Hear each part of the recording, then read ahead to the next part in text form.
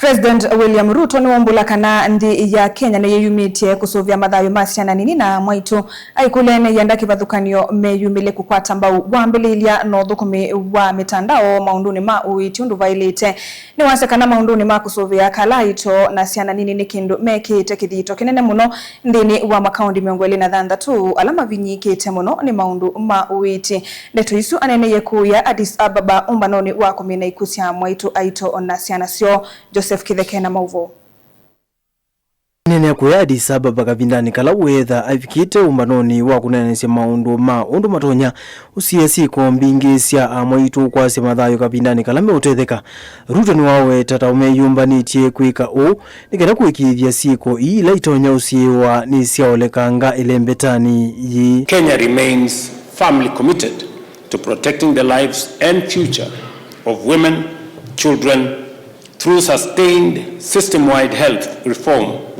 and accountable delivery. Through the new Social Health Authority, we are expanding prepaid access to maternal care. So far, we have facilitated direct coverage for 50,000 vulnerable adolescent mothers, guaranteeing antenatal, safe delivery, and postnatal services.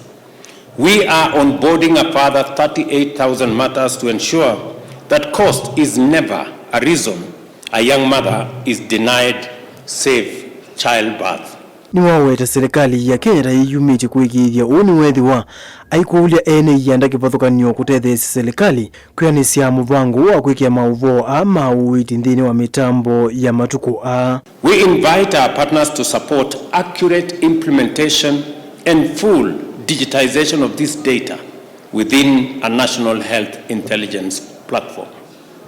All these measures are anchored in Kenya's National Health Compact for 2026 to 2030, built on the principle of one plan, one budget, and one accountability framework.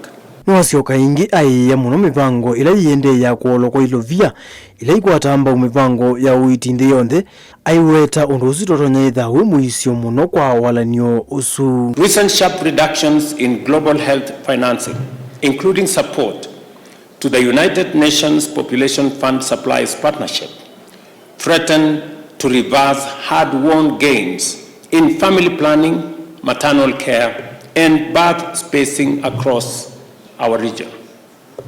Kenya's response is to strengthen supply security through domestic capacity. We are implementing a 40% local procurement requirement to reduce exposure to external shocks. Kitheke ngilivote vlingi wa mauvo Mutongoi TV.